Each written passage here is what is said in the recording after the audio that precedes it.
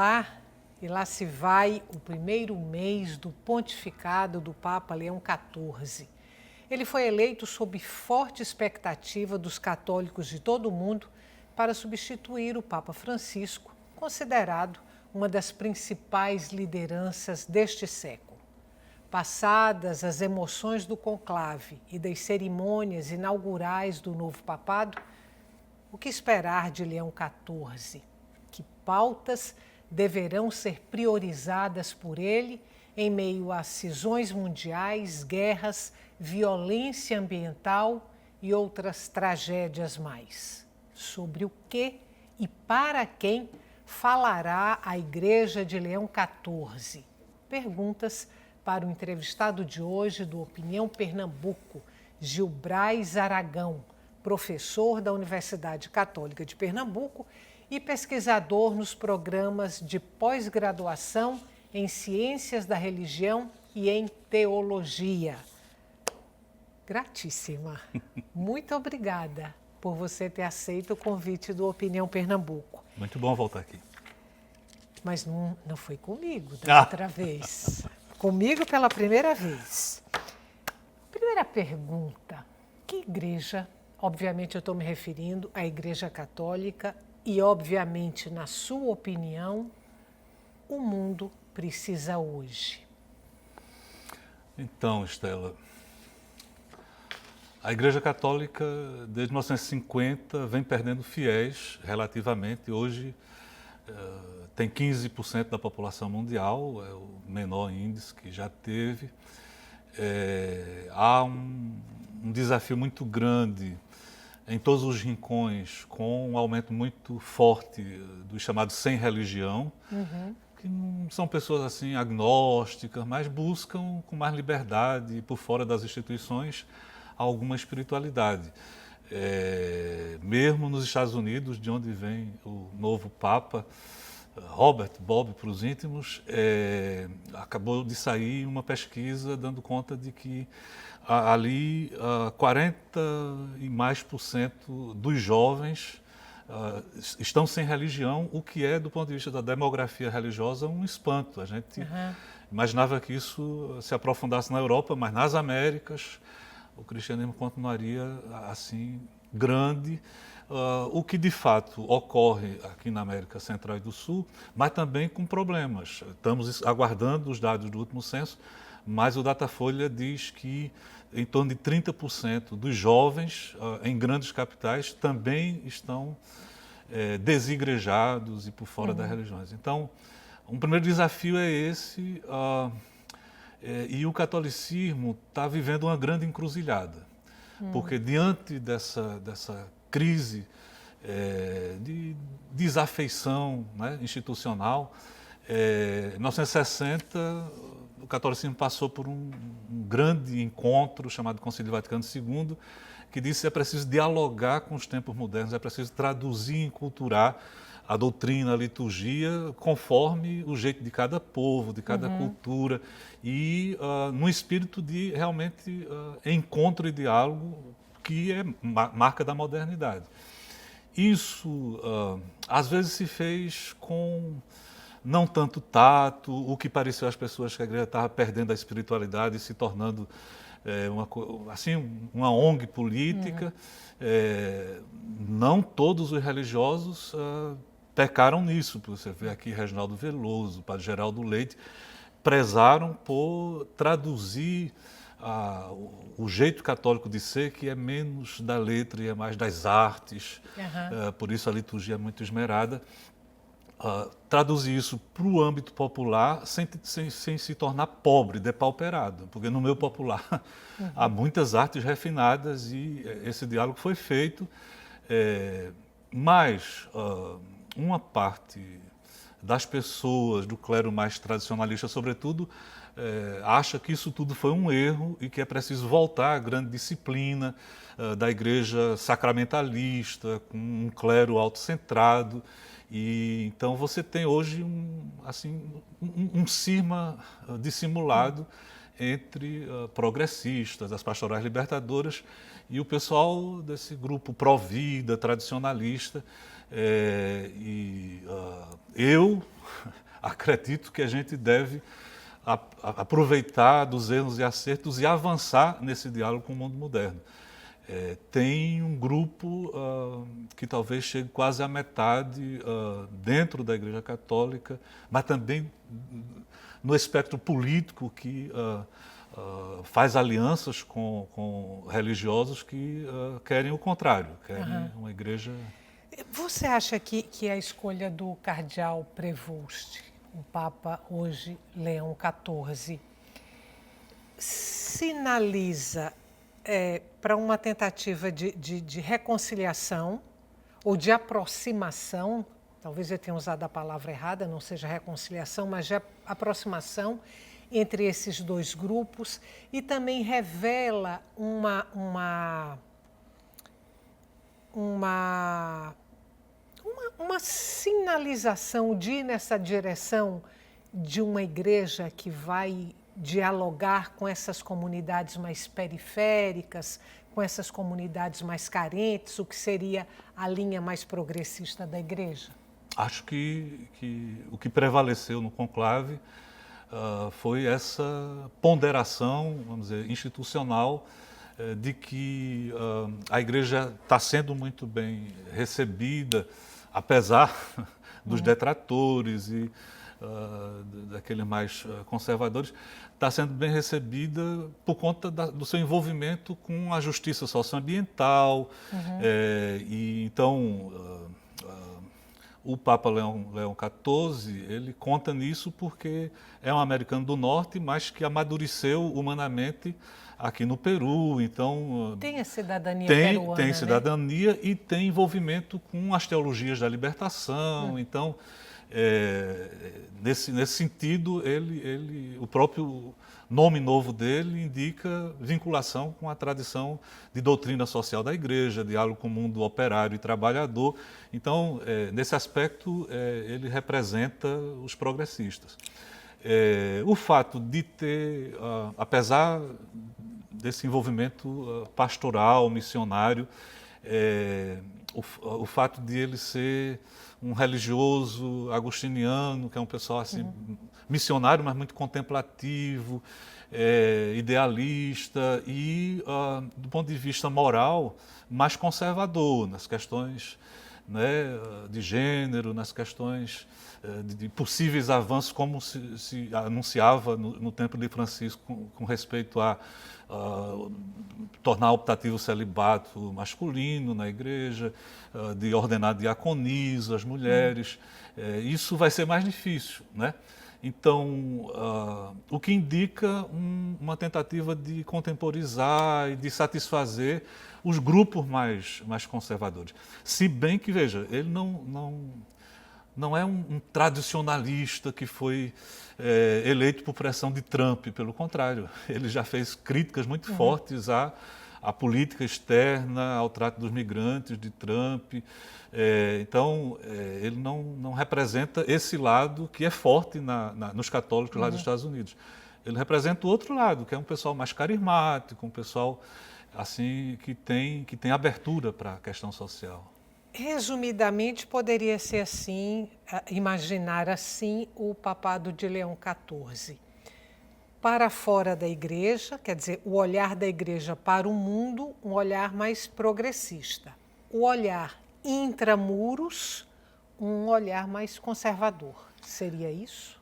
Então, seria, em princípio, mas reserve aí algum grau de novidade possível, de sopro do Espírito, porque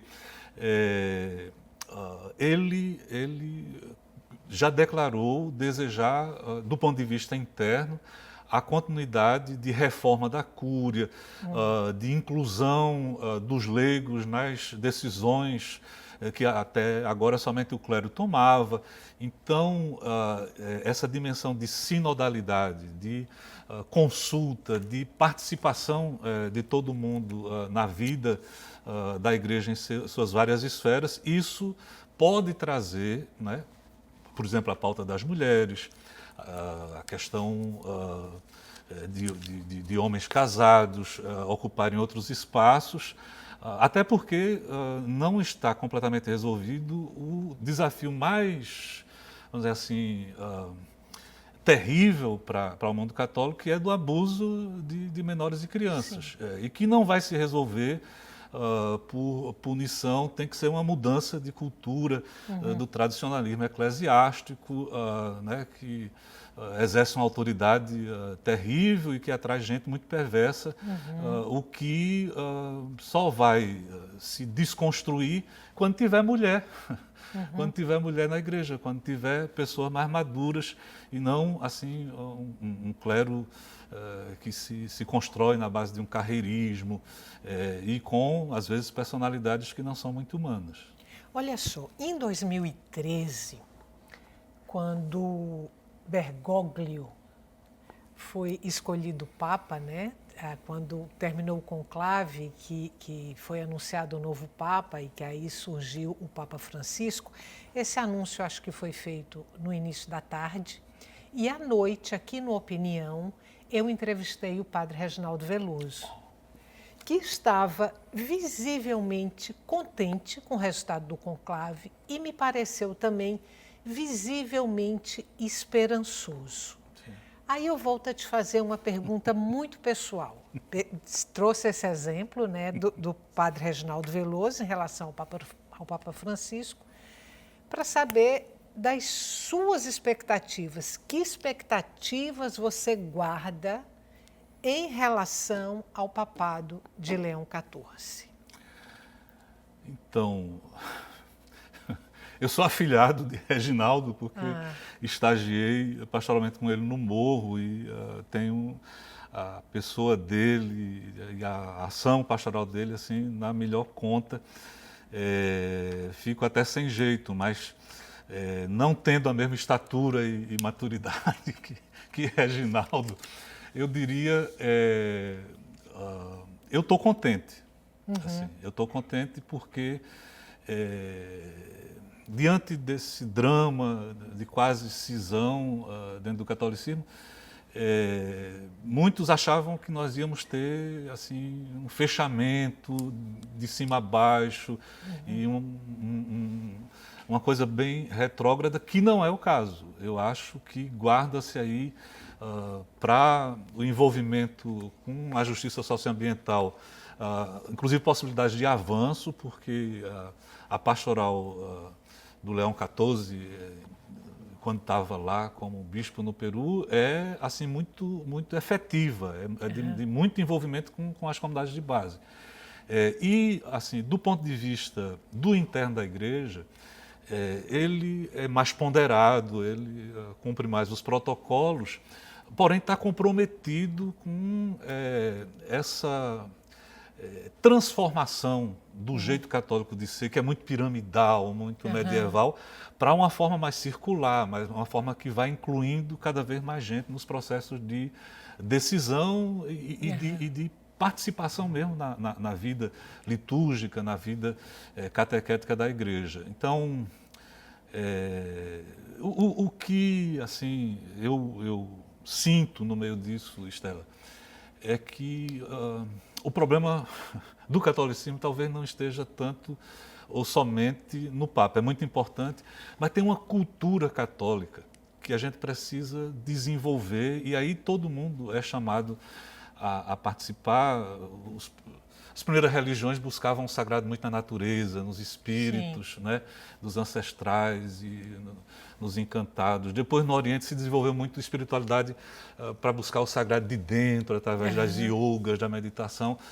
O catolicismo vem do judeu-cristianismo, da religião persa, sobretudo, que é uma religiosidade que se desenvolveu depois da Revolução Agrícola, onde assim o sagrado é transcendental e necessita de um clero, de sacerdotes. Você faz oferendas, em troca desse sacrifício recebe benefícios para a gente se salvar na terra. Esse modelo né, de experiência religiosa, ele não funciona mais, porque a gente hoje vive uma nova revolução termonuclear das comunicações, que coloca as pessoas em possibilidade de poder opinar, de saber o que dizer. Então,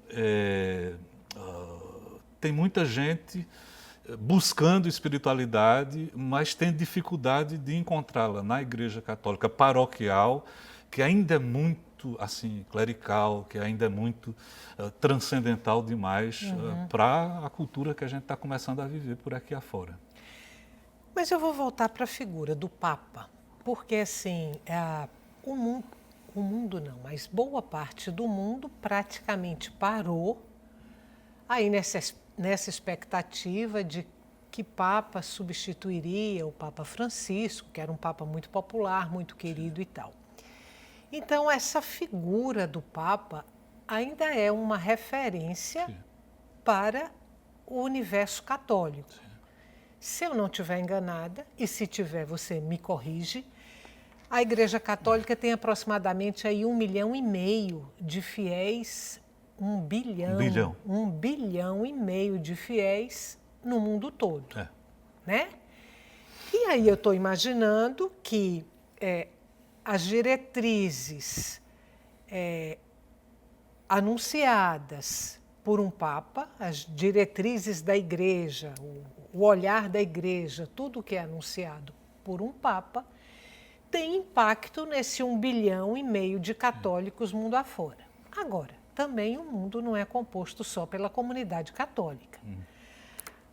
Aí, e aqui me lembrando de Francisco, a importância que ele teve em boa parte aí desse século XXI, a minha pergunta para você é o quanto essas diretrizes apontadas por um Papa pode pesar na balança do mundo, pode mexer nas pautas do mundo.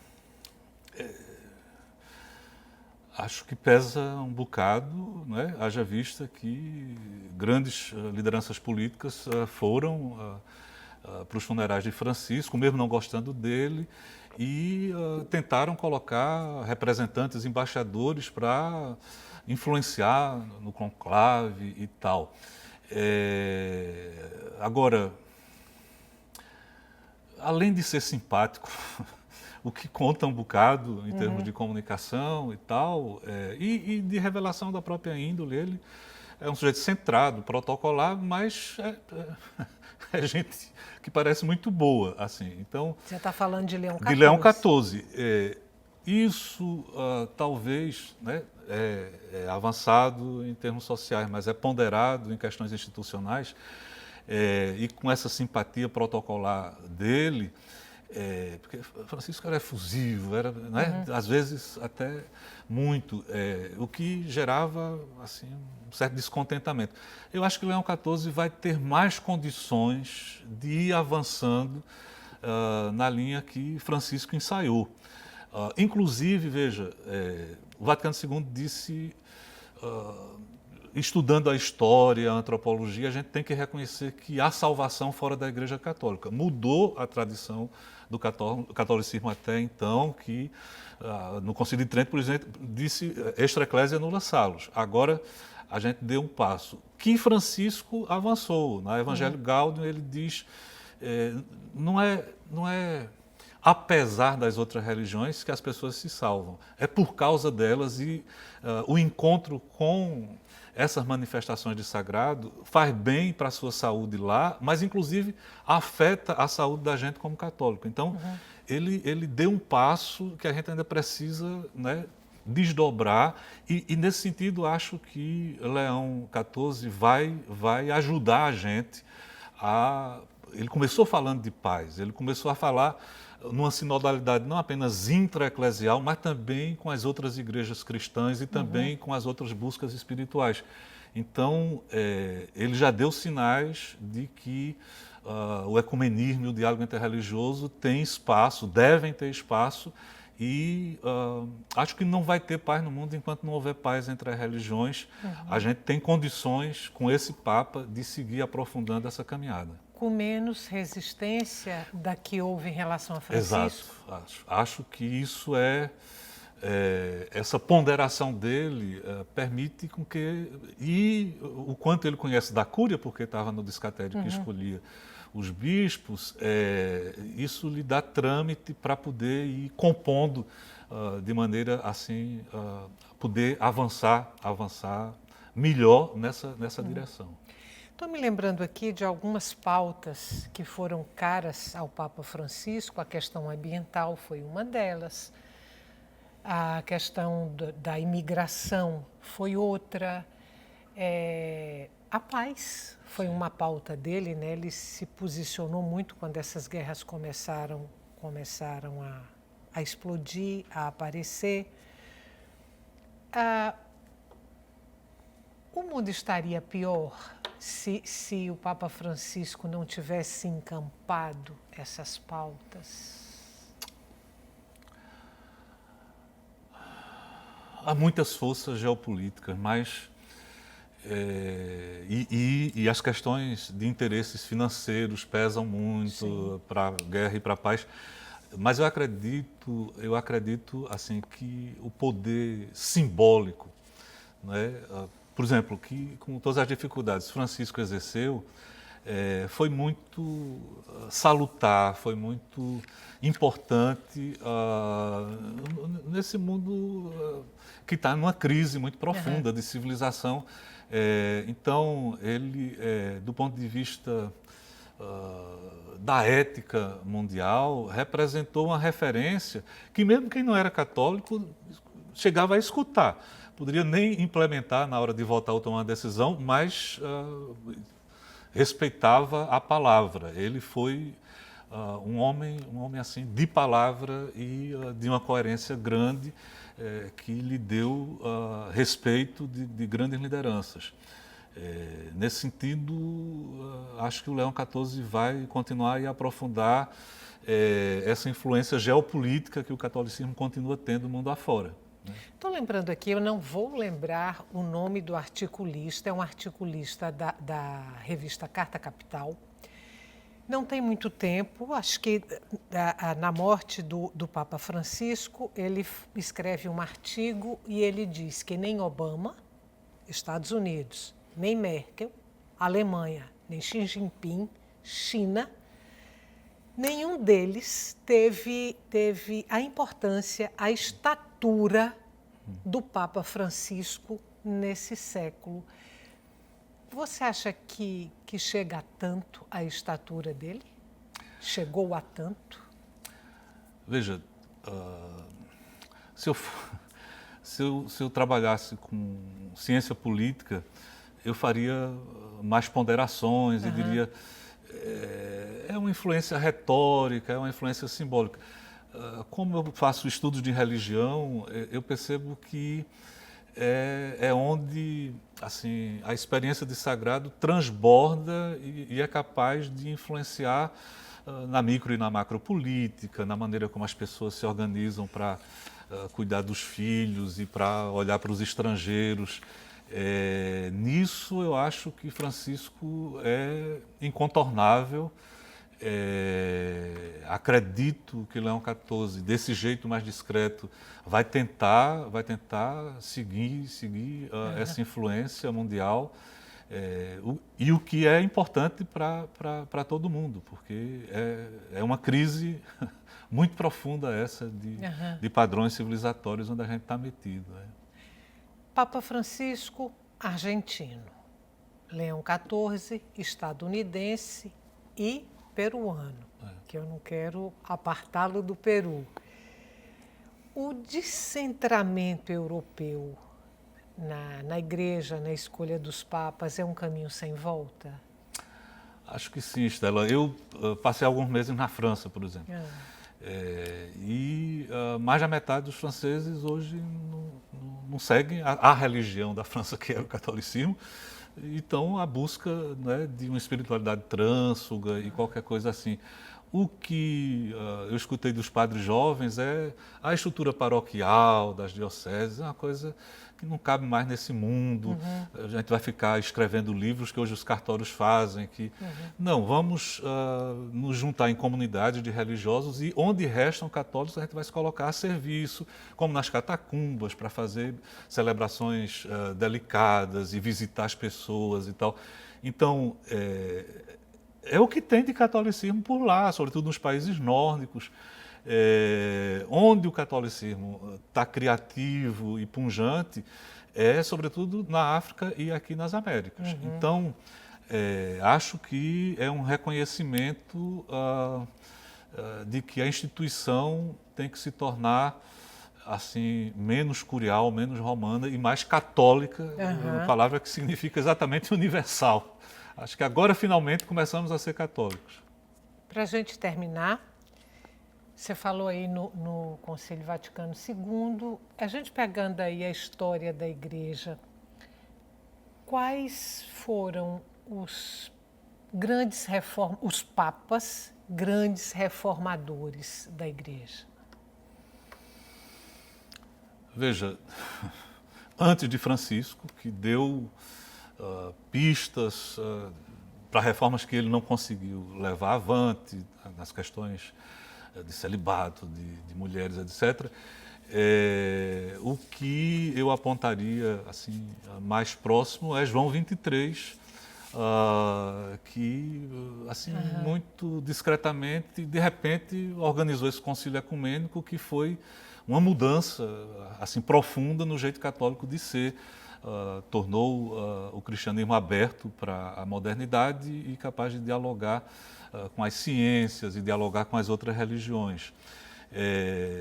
Antes dele, o grande nome, né, que começou esse processo dialógico, de abertura para a realidade dos trabalhadores, dos operários, é o próprio Leão XIII.